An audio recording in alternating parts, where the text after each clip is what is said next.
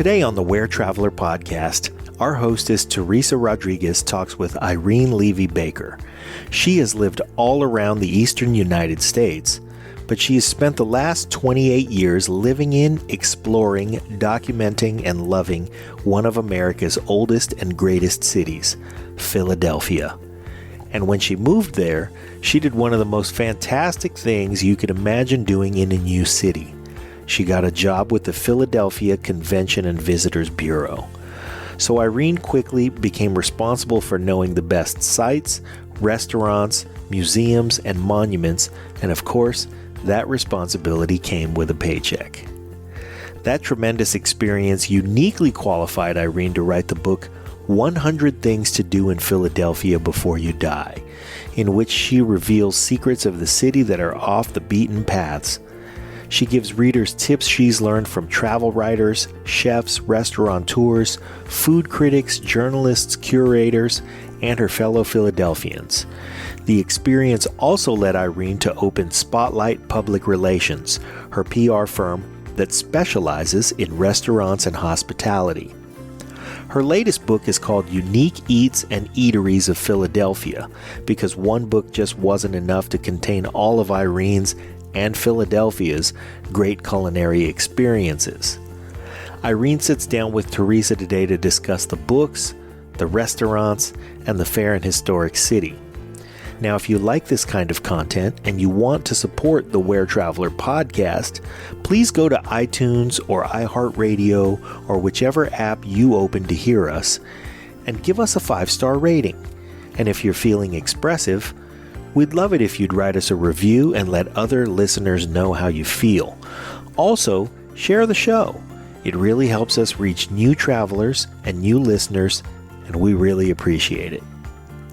Along with our host, as always, Teresa Rodriquez, here's our special guest today, Irene Levy Baker.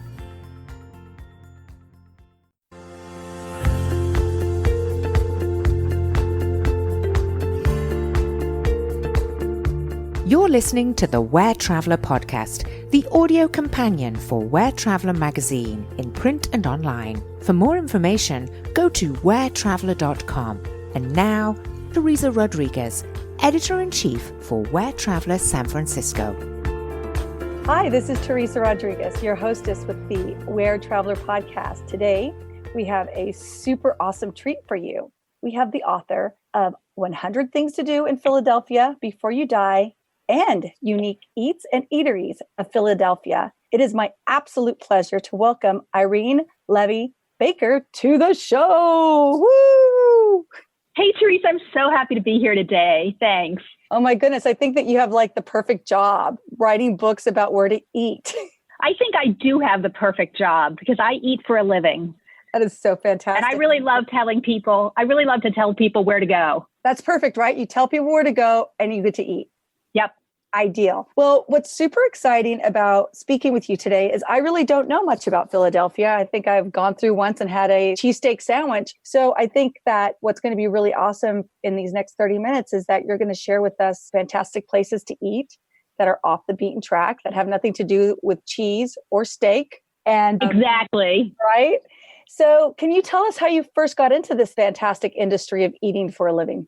Sure. And one of the fun things about writing about Philadelphia's fantastic food scene is that a lot of people associate Philadelphia just with cheesesteaks.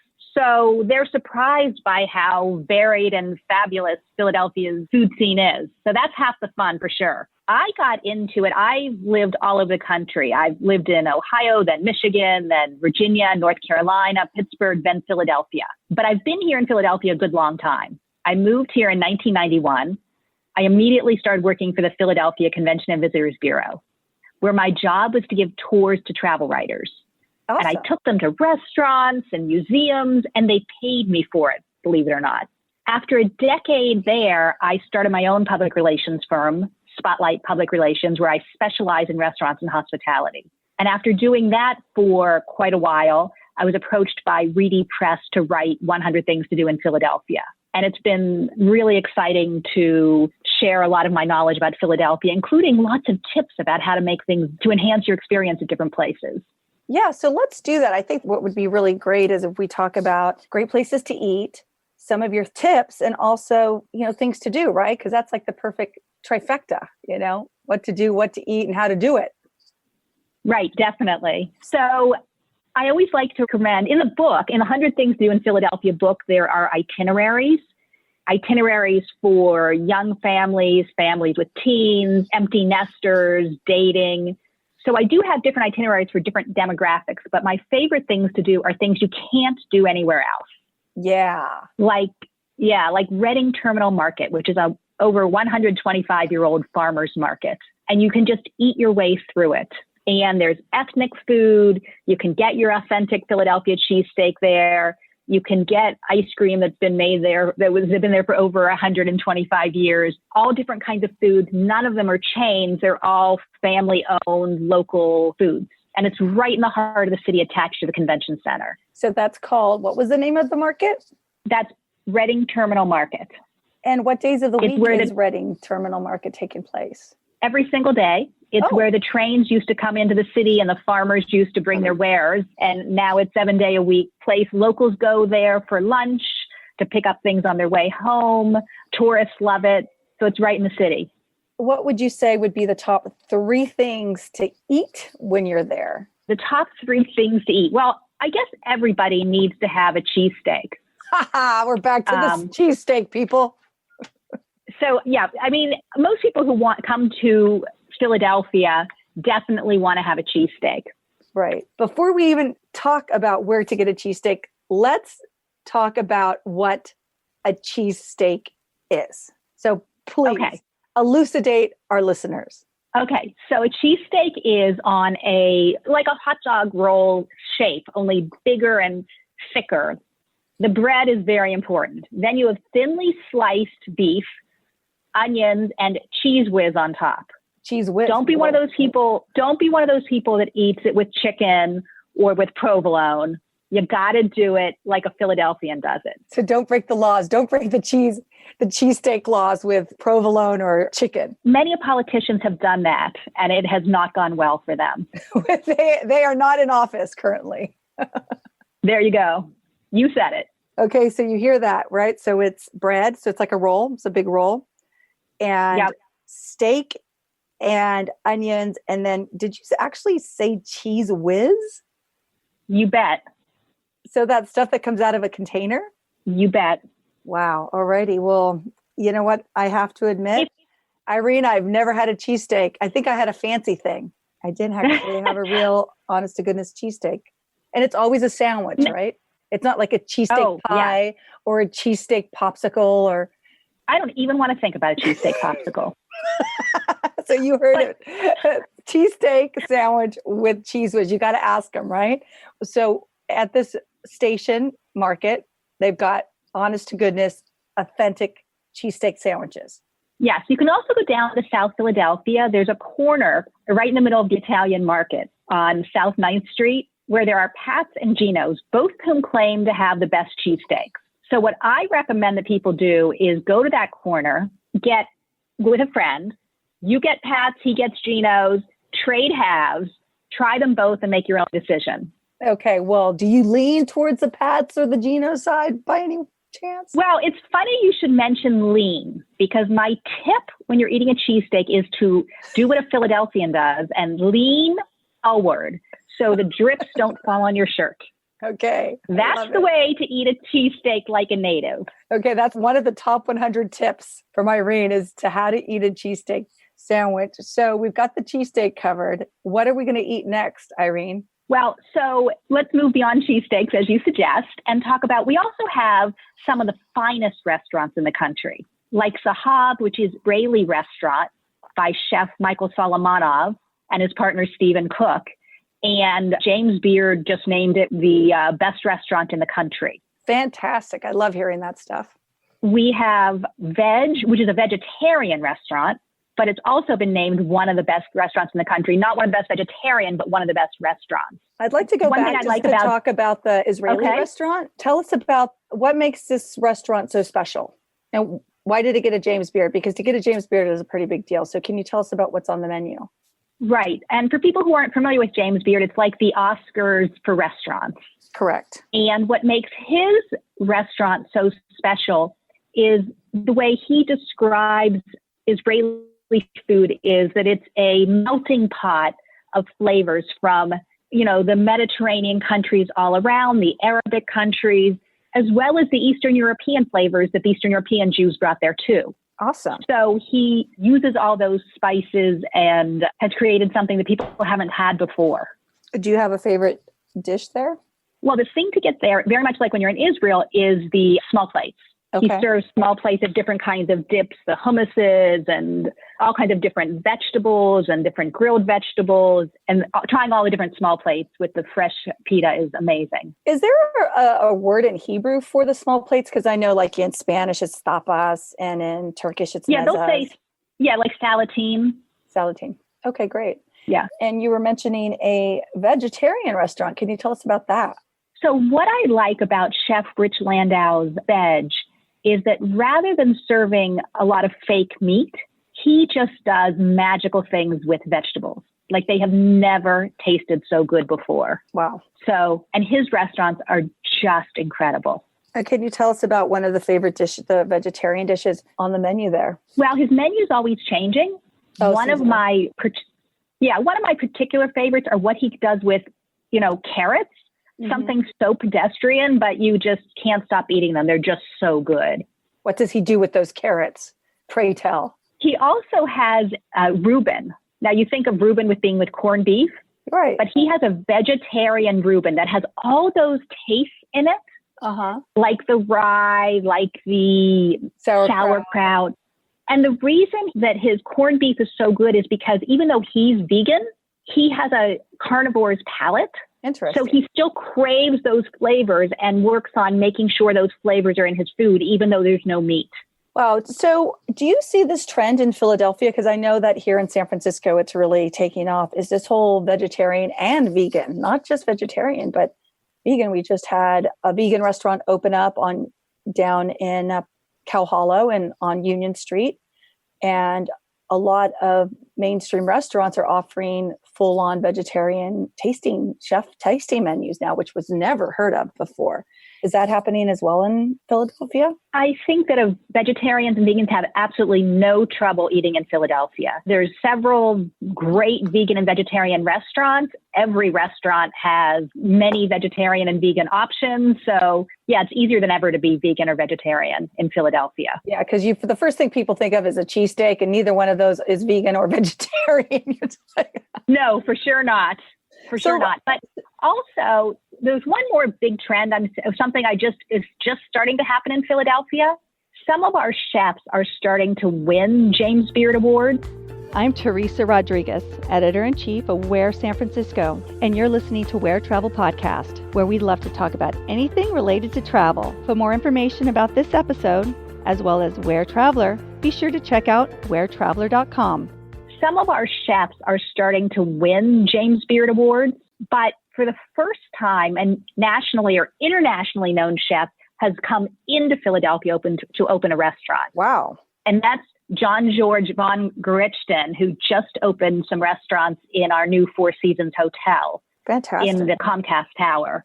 So I'm hoping that that's a trend that some of the national and international chefs will start coming to us, knowing it's a great restaurant town. Right. That's great. So let's talk about some of the things to do in your book of 100 Things to Do in Philadelphia Before You Die, since we know where to eat now. Yes. So tell us about Philadelphia for people who don't know much about Philadelphia, the historical relevance of Philadelphia to the United States of America and the Founding Fathers. Sure. So one of our newest museums is the American Revolution Museum, which tells the story of the Revolutionary War, which is where I like to start in Philadelphia, because that's where it puts in perspective everything else we have here. It puts in perspective the Liberty Bell and Independence Hall, which was the nation's first capital, and the Constitution Center, because we had to fight that war against England and get our independence, obviously, before we started to write the Constitution and everything else. So if you're a Hamilton fan, that was all happening. That was all happening here in Philadelphia. So we have the historic district, which would, definitely something you need to hit when you're here. And then we have fun places like lots of outside beer gardens, like Spruce Street Harbor Park, and Magic Gardens, which isn't a garden at all, but it's a block-long maze made of mosaic murals. And you can walk through and around and over around in it. We are also the mural capital of the world. So we have murals painted on walls throughout the city. So those are the kinds of things that make Philadelphia special and different than other cities. Yeah, I think that the historical part, we're actually going to be interviewing the cast of Hamilton next week for Where Traveler. We're super excited about that. And I think that because of Hamilton, there's a resurgence of understanding the history and, of our founding fathers and what they did to make America a country. And can you tell us about any tours or sightseeing or, things that you would recommend for people who really would like to learn more about the Liberty Bell, for example? Is there anything that you would recommend tour-wise for that area? Well, so in the historic district, I definitely recommend the Liberty Bell and Independence Hall. They are both free, and the park rangers give really great descriptions of why they're important to the U.S. Okay. So I think this is really important because, we interviewed on the Statue of Liberty and people think that they can just literally just show up at the they can just show up and you can't just show up. So can you just give our listeners just a little heads up about if they do want to go to these places, what they actually need to do or the websites in which they need to get tickets? Sure. So for Independence Hall, most months of the year, you need to go to the visitor center, which is right across from it, and pick up free time tickets. For the Liberty Bell, you actually can just walk up and get in line and see, one of the nation's icons. Wow. Now, another totally fun thing to do, which is very close to the historic district, is Franklin Square, where there is a fountain that's timed to music and lights. There's a carousel. And one of my favorite things, especially with kids, is there is a mini golf course that all of the obstacles in it are Philadelphia icons. Oh, cool. So there's a mini Liberty Bell, a mini Chinese Friendship Gate, the Rocky Steps that you golf in between. Uh-huh. And what I recommend to people with kids, and this works for toddlers and teenagers, take your kid's picture next to the mini icons, then go to the real ones and take their picture. So the day becomes a scavenger hunt. Oh, fun. And it makes for very fun social media posts. A great history lesson, right? It's such a great interactive history lesson. Exactly. So you take their picture next to the Elfreth's Alley, the oldest continuously operating street in America, and then you go to the real one and take the same picture. And they get a real kick out of it. Yo, tell us about that street. That sounds pretty fascinating. So Elfreth's Alley is a small street with about 20 homes. It's the oldest continuously occupied street in America. And these are not mansions. These were not the pillars of the community who lived there, but they were working people who had shops downstairs. They lived upstairs. It was a melting pot of different nationalities, different religions, just like Philadelphia, thanks to our founder, William Penn. And it's been very well preserved. People go there all the time and walk down the street, which is a tiny little street, big enough for a horse. Oh, wow. Not big enough for a car. And twice a year, the people who live there open their doors and let people in, which is really exciting. Wow. You can actually see the insides of them. Do you know what time of year those are? They do it the June Fete, sometime in mid-June to let people in. Mm-hmm. And then around Christmas time in December they do, and everything is decorated for the holidays, and it's just beautiful. Wow, that's fantastic. Now, when you say the oldest street, what year was that street built? Isn't that amazing? Before we were actually a nation. Yeah. I just really find areas like Philadelphia really enchanting because of the fact that we have such a deep history there. I mean, here on the West Coast, where, we don't have that, we have a different type of history, but not one that's so ingrained in the Constitution and the governing of the United States. So tell us more. This is exciting. I love this stuff. So Philadelphia was founded by William Penn. He put City Hall in the exact center of Center City, which is what we call downtown. And on the top of City Hall is a statue of William Penn. And it's a whole city block. Market runs east-west and Broad runs north-south. And then he had a very clever design. We are between two rivers, the Delaware River and the Schuylkill River. And the north-south streets are numeric, and the east-west streets are trees. Oh. And then in each of the four corners of the city is a park. So it makes it super easy to walk around and super easy to know where you are at all times. So if someone's at 1516 Chestnut Street, you know it's on Chestnut between 15th and 16th. Mm-hmm. And you know, as long as you memorize the order of the tree streets, you always know where you are and where you need to get to. It's a super walkable city because you can walk from one river to the other in about 45 minutes. Wow, that's great. And tell us, do you know where the name Philadelphia came from? Why he named it Philadelphia? Well, it's a city of brotherly love. Mm-hmm. And that's because he founded the city based on the idea of freedom of religion. He was a Quaker, and he welcomed people of every religion and nationality to come to the city, which is what makes it such a great melting pot, which is what makes it such a great one of the things that makes it such a great food city. Right.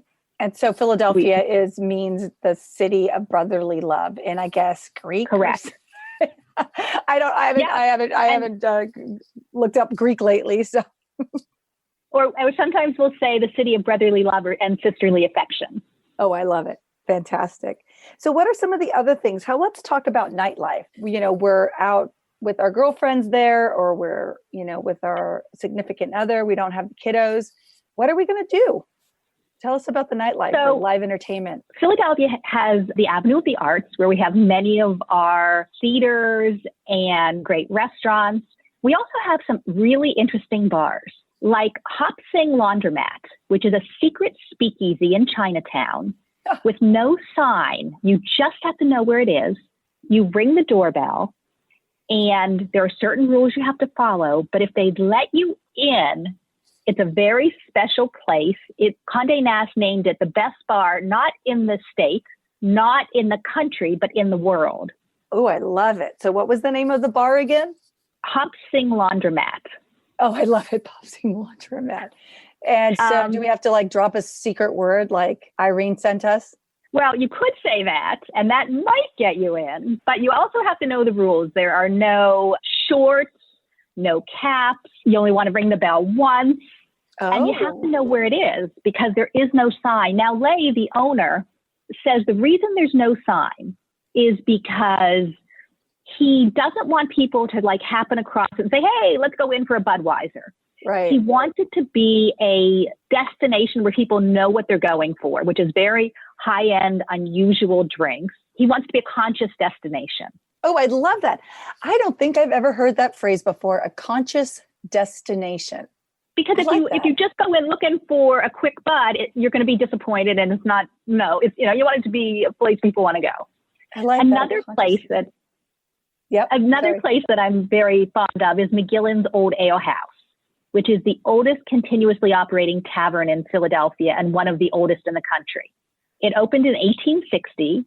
Wow! And to give you perspective, that's the year Abe Lincoln was elected president. Incredible. Ma and Pa McGillen opened it and raised their 13 children upstairs. Wow. I guess that beer worked. When Pa died, Ma ran the bar by herself through Prohibition until she was in her 90s. How could she run a bar through Prohibition? Wasn't it legal? Well, I heard that she served tea upstairs. So when she died, her daughter who grew up there upstairs, sold it to two brothers, the Spaniak brothers. And they eventually sold it to their daughter and niece, who now runs it today with her husband and her son. So in 159 years, it's been in two families. It's still family run, owned and operated. Love it. Now, do it's they on a brew? little alley. Yeah. They do not brew their own beer, but they do have 3 house beers. Okay. So you can only get there. But that's a really special place too. So it's down a little alley, you were saying? I apologize. It's down a little alley off of a main 13th Street in Midtown Village. And it's like a little charming find in this little alley. So that's one of my faves as well. I love it. And one more fun little place to sneak away that's super Philadelphia. since you like speakeasies, let me tell you about Polizzi Social Club. Okay. 100 years ago, there were lots of these social clubs for immigrants to Philadelphia. This one was for immigrants from Vasto, Italy. You had to be from Vasto, Italy to get in. Wow. After a couple of years, they opened the door a little bit and let in any immigrant as long as they were from Italy. Oh. And then after 100 years, the president passed it down to his nephew, who happened to be a well-known chef in the city, Joey Baldino, and he made a couple of changes. He changed all the recipes to his grandmother's with his own chefy twist, and he decided to let in anyone as long as they had a membership. And it was so good that it was named one of the best new in the country by Bon Appetit the year that it opened. Wow. It was so popular that he had to cut off memberships. Wow. So how do you get in? So you pull up to this little street full of row houses. And I don't know if you know what row houses are, but every house on the street's attached. Okay. And one of them says Polizzi in neon above the door. Oh, okay. If the neon's on, it's open. And if the neon is off, it's closed. You ring the doorbell and two little eyes peek out at you and from a little slot in the door. And they're going to ask you if you have a membership, if you're with a friend who has a membership. And for a while, they started selling memberships again, although now they're not again. Uh-oh. But I imagine that over time, they'll continue to sell memberships now and then. So you have to be really lucky. Although Joey just came out with a cookbook. So if you can't get a membership, you can still make his recipes. Love it.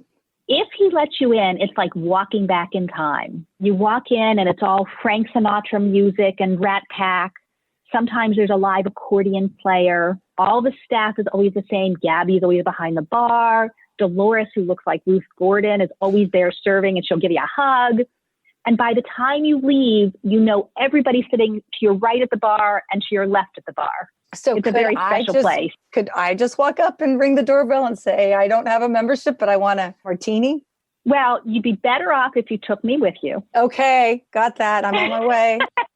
But if you can't do that, I imagine at some point in the future, they will continue selling memberships again, because over the last 2 years, they've on and off been selling memberships. And what is a membership? Is it thousands of dollars? It's not.